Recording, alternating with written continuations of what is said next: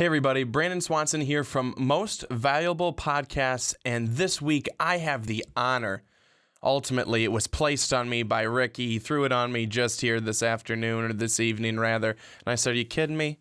But he said, "You go ahead and do it this week." And I had some choice words, but in the end, here I am. So what I have the honor of doing tonight is talking about our top 25 rankings. Our playoff rankings, though. Our playoff rankings, as this is the first week where the playoff rankings are coming out. This is the most important of all the rankings. The playoff rankings. The ones that are going to matter the most in the end. But we'll still give you 1 through 25, starting at the bottom, 25 through 21. So we will get started right with it. Coming in at 25, Mississippi State. At 24, tied for 23, we've got UCLA, Texas A&M, Temple at 22, Temple losing to Notre Dame, but not falling out of the top 25, and then we've got Toledo at 21. The team here that I want to talk about a little bit is Temple, and it's because, like I said, they lose to Notre Dame, but they don't fall out of the rankings. Now, why is that? Well, 24-20, the final score. Notre Dame able to hold on, and I'll talk more about them later on as we go up the ladder. But with Temple, one thing that they did is that they brought a recognition to teams that don't really get the recognition. And they brought up the case, should we? That's the best case to make. When you start making people think about should they get recognition, that means, well, most likely they should. And that's philosophical. But folks, this Temple team showed a lot. They showed fight, they have clear talent, and they showed that they've got a great fan base behind them. Well, all three of those things are what you need to be successful. And that's why Temple, at 22, is going to continue to be successful. We'll see how much longer they stay at 22. They may be on their way up the charts. Another team I want to talk about really quick, Texas A&M. I think they're going to move up. I don't think that they're going to make up all that ground to end up being a playoff team, but Texas A&M, I think, is going to play better in the next upcoming weeks to move themselves up. Now, 20 through 16. Coming in at 20, we've got Ole Miss. At 19, North Carolina. At 18, we've got Houston. And then tied for 16, we've got Oklahoma and Florida State. And in this group, Florida State is the team that I think most people may be a little surprised with. It's not Jameis Winston's Florida State, and basically that's why they are where they are. Because it's not led by Jameis Winston. It's led by Everett Golson. He's done a serviceable job, but not what Winston did. And that's why Florida State finds himself tied for 16. The rest of these teams, 20 through 16, I don't think they bring an absolute spark. That's why I don't think it's necessary to talk about the rest of them. 15 through 11.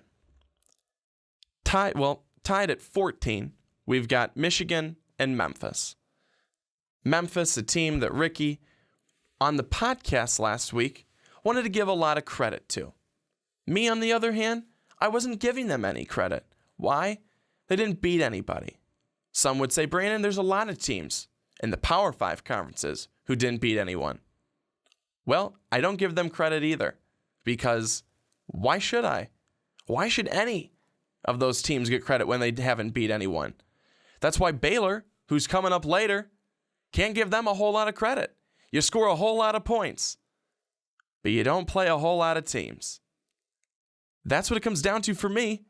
You got to play teams. You got to play ranked teams and get the wins. Decisive wins. Memphis? Well, to this point, they haven't done it for me. Moving forward? Maybe. But I don't think I can give them any recognition yet because they have a great record with cupcake teams. Hate me or love me, I said it. You got Michigan. You got a team that is very good. A team that is very surprising. I don't think there were too many people that thought in Harbaugh's first season that he would have Michigan where they are today. The Michigan Wolverines could be undefeated, except just a horrible turn of events against Michigan State a couple of weeks ago, and a punter who, at the end of the day, it was tough. I mean, you just saw my face. I just felt for him in that moment. But a team that still has plenty of time to move their way up, and a team that I think there's quite a few people who believe that Michigan could work their way in to being a playoff team. A lot of things need to go right, but Michigan could do it. Coming in at 13, we've got Utah, a team that's fallen after one of their losses. At 12, Oklahoma State. And at 11, Stanford. Oklahoma State this past weekend squeaked by a Texas Tech team who I had written off. Competition. It's what you love to see. That's what we saw in that game. Oklahoma State scored 70 points because they had to. And that's saying something. 10 through 6, tied at 9. We've got Iowa and Florida. At 8, Notre Dame. At 7, TCU. And at 6, Alabama.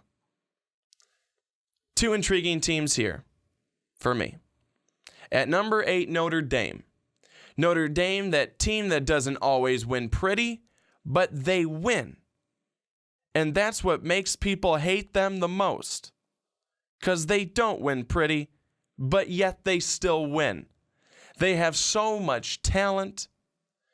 Deshaun Kaiser, I think, has done a better than serviceable job as he's come in this season.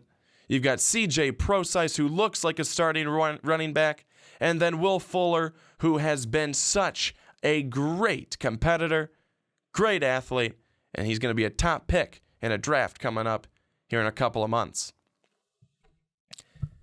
Alabama, a team at number 6, who I think can go up much farther. In the back of my mind, of course, I don't bring it to the forefront just yet because right now we have to be right now. But I like to dream and wish a little bit and have some high hopes. I believe Alabama ends up being a playoff team. That's just me. Things always seem to go their way. 5 through 1. At number 5, and the first team out, Michigan State. Yep, I said it. Michigan State. Not enough there. Close. But as they say, no cigar. Smoking's bad for you anyway, so there you have it. But Michigan State, real close. Things could change. But as of right now, the first team out. At 4, last team in, LSU. LSU with talent all over the offensive side of the football. Leonard Fournette. It's a name. It's a name, folks. He's been great all season long. You say, when's he going to have a down game? He doesn't know what a down game is. So how could he play one? How could he even do that? But it shows it's not just Leonard Fournette. Offensively, they've been able to pass the ball well. Even though they haven't had to, they've been able to in a defense that's come up big when they need it. LSU at number 4. At number 3, Dabo Swinney-led Clemson Tigers. They've been solid all season long. They play with heart. They play with determination. And they have so many athletes all around the football. Deshaun Watson has led them well this season. He's come back from injury and has played very well. At number 2, we've got the Baylor Bears. Seth Russell out for the rest of the season, but they still have so many talent, so many receivers who will still make the quarterback look good. And then they've got Shaq Lindenwood, who's going to continue to be very good. I think they'll place more emphasis on their running game, but I think he will be just fine. And then at number 1, And everyone's going, this is not going to stay this way forever. And it's not going to. But as of today, the Ohio State Buckeyes coming in at number 1. For Ohio State, they will not stay at number 1. Why? Because J.T. Barrett, the guy who they put their trust, their faith in, was not a leader. He was not a leader off the field. And now they have to turn back to Cardale Jones. And if Cardale cannot get inspired, Ohio State is not going to stay number 1. And they will not be a playoff team. J.T. Barrett over the weekend being arrested on charges it wasn't possible charges, but the thought that he was operating a vehicle while intoxicated and trying to avoid a police checkpoint, but being unable to do so.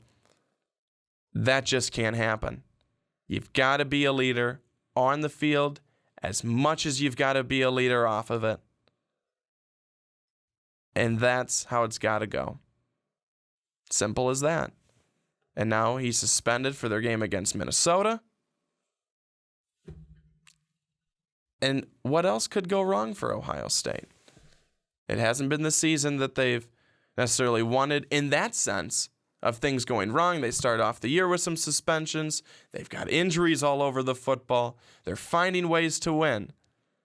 But that will not happen forever. Thank you, everybody, for tuning in. Again, our first playoff rankings of the season. Please comment down below, right down there, and let me know what you think. Do you agree with these playoff rankings?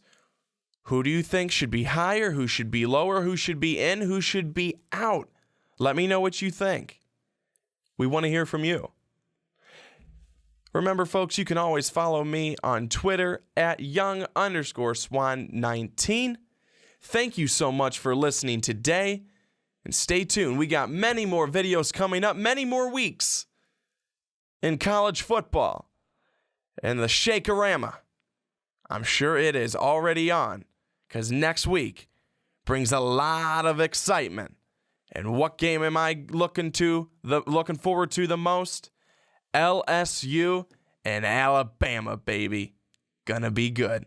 You better be watching.